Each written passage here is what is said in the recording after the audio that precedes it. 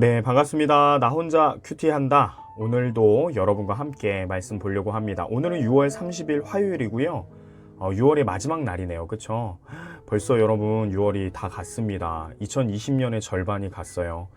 어려웠던 코로나의 이 시기도 많은 시간 지나갔고요. 가면 갈수록 여러분 결국에는 해결점으로 우리가 향해서 가는 거겠죠. 여러분 믿음 갖고 끝까지 버텨주시기 바랍니다. 이 안에서도 반드시 하나님은 꽃을 피우고 하나님의 나라는 더욱 강해질 것입니다. 오늘 말씀도 함께 봅시다. 6월 30일 화요일 신명기 말씀이 되겠죠. 신명기 말씀 6장 신명기 6장 20절에서 25절 말씀입니다. 신명기 6장 20절로 25절까지 말씀 함께 읽어보겠습니다.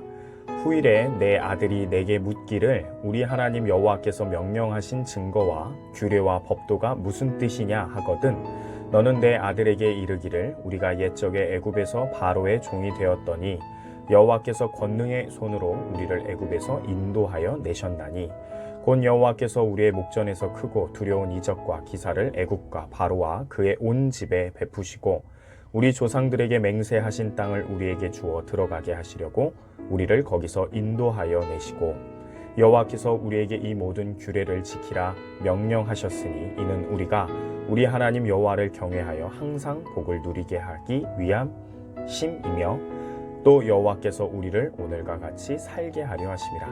우리가 그 명령하신 대로 이 모든 명령을 우리 하나님 여호와 앞에서 삼가 지키면 그것이 곧 우리의 의로움이니라 할지니라.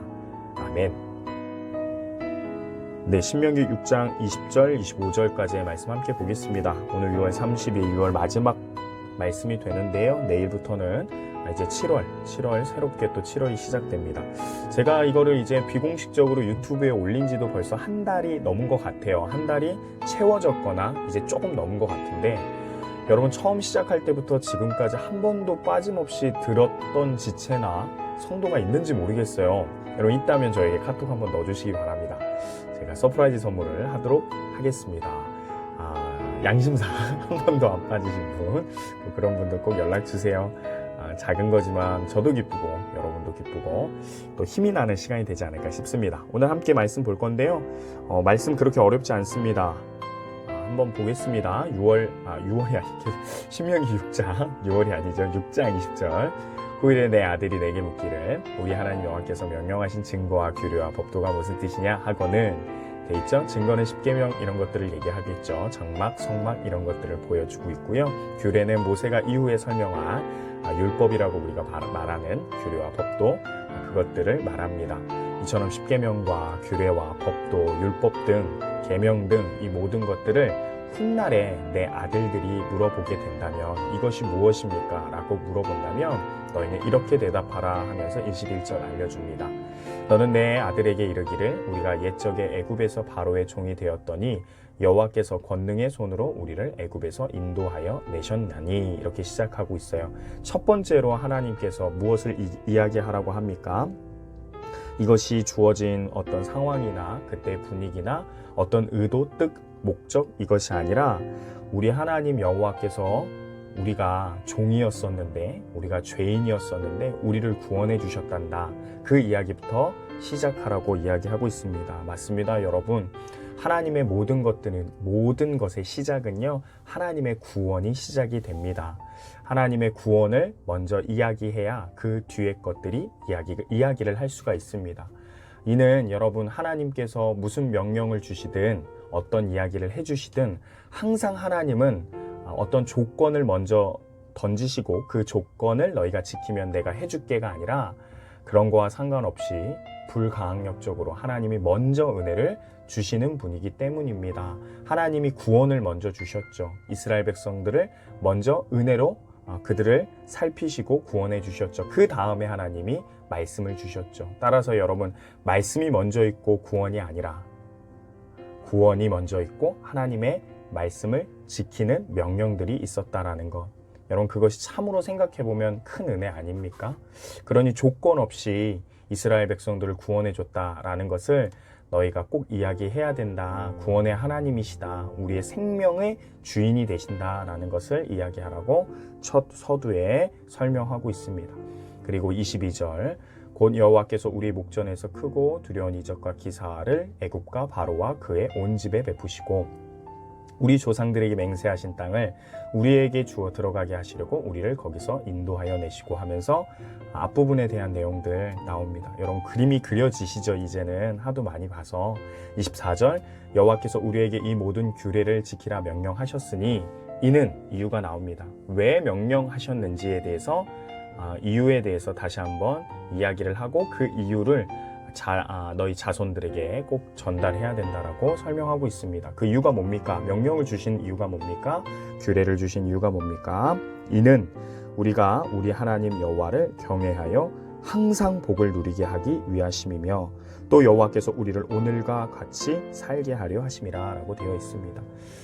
여러분 전전 말씀, 어제 말씀도 그렇고 지난주 후반부의 말씀도 계속해서 보여주고 있는 게 뭐냐면 내가 이것을 여호와 하나님께서 이스라엘 백성들에게 너희에게 주는 이유는 이렇게 너희에게 명령을 주는 이유는 너희의 자유를 억압하기 위함이 아니라 너희에게 올무가 되게 하기 위함이 아니라 너희를 살게 하기 위하여 너희가 더 복받기를 원해서 내가 이와 같이 규례와 법도와 증거와 명령을 준다라고 하나님이 계속해서 강조하고 있습니다. 저는 이런 글을 보면 이렇게 동그라미를 치는데 순서를 좀 이렇게 정해요. 이래서 이렇게 무슨 말이냐면요. 지키라 이렇게 되어 있잖아요. 그러면 이는 우리가 우리 하나님을 경외하면서 경외함에 동그라미를 칩니다. 즉 지키면 무엇이 생긴다? 경외함이 생긴다. 그리고 경외함이 있으면 옆에 동그라미, 복의 동그라미를 쳐요. 복을 누리게 된다. 그렇게 되면 아랫줄 살게 된다. 그래서 저는 이렇게 순차적으로 동그라미를 치거든요. 모든 규례를 지키면 경외하게 되고 경외는 곧 하나님께 복을 받는 거며 하나님께 받는 복은 곧 하나님과 영원히 사는 것이다. 이렇게 결론을 짓고 제가 마무리를 짓거든요.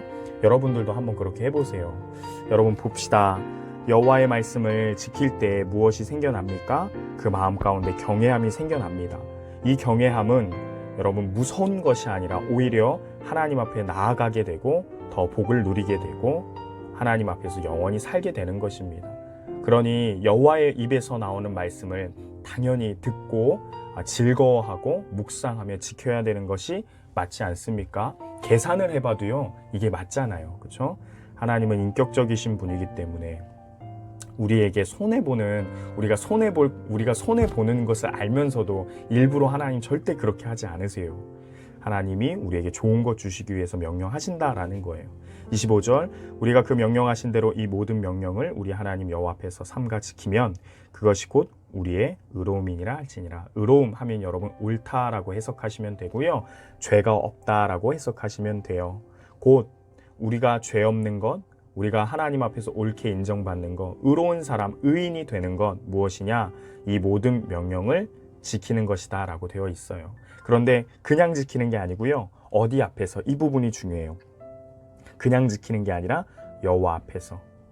여호와 앞에서라는 건 항상 여호와와 하나님과 교제함을 이야기해요. 하나님과 끊임없는 교제 속에서 하나님께 점검받으면서 지켜나갈 때, 즉 하나님과 함께 할 때 우리는 의롭고 옳은 사람이 된다라고 이야기하고 있고 이것을 너의 아들에게, 자손들에게 전하라라고 명령하고 계십니다.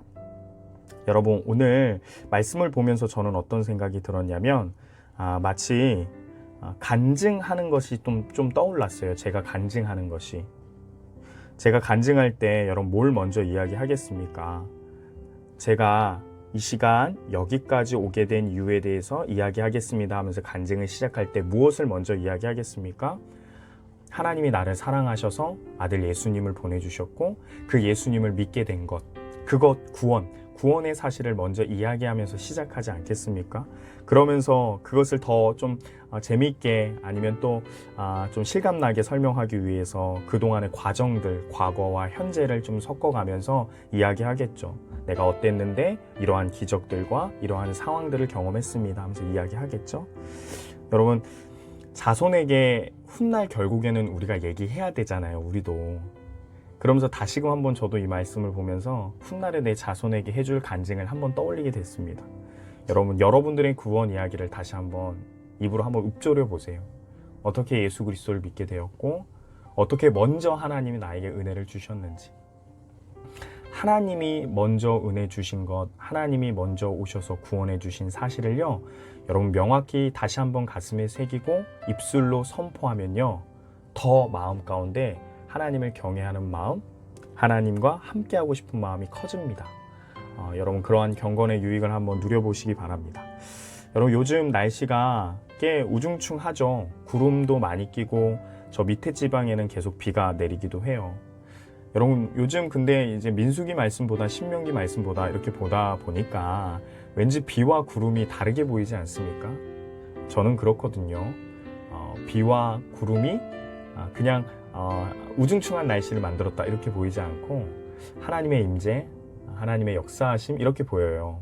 요즘 또 구약 말씀을 계속 보다 보니까. 여러분 그렇다고 하죠. 과일이 자라나는데 햇빛과 비가 굉장히 중요하대요.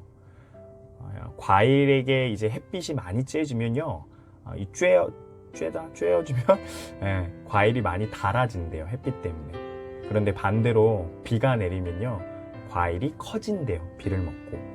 그래서 좋은 과일은 뭐냐면 적당히 햇빛도 받지만 비도 적당하게 받아서 크기와 맛이 달고 커져야 된다라는 거예요.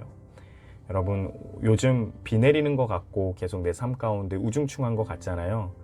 하나님의 은혜는 이곳에 있습니다. 여전히 있습니다. 나를 크게 만드시는 겁니다. 훗날에는 우리를 또 달게도 만드시겠죠, 햇빛으로. 여러분 햇빛도 또 뜨겁잖아요, 사실은. 어떤 상황이든 결국 우리를 하나님께서 멋진 열매로 만들어 가실 줄 믿습니다. 여러분 오늘 말씀 다시 한번 기억하면서 특별히 구원의 하나님을 묵상하면서 여러분 삶 가운데 선포하시길 바랍니다. 함께 기도합시다.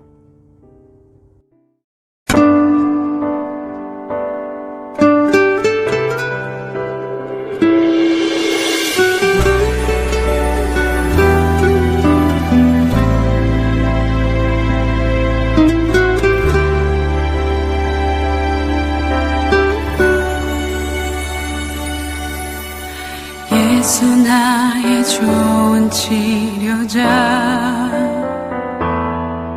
그의 눈이 머무는 곳은 나의 슬픔과 고통, 고개를 들어 그의 눈을 볼 때에 난 알았네. 예수 나의 좋은 치료자.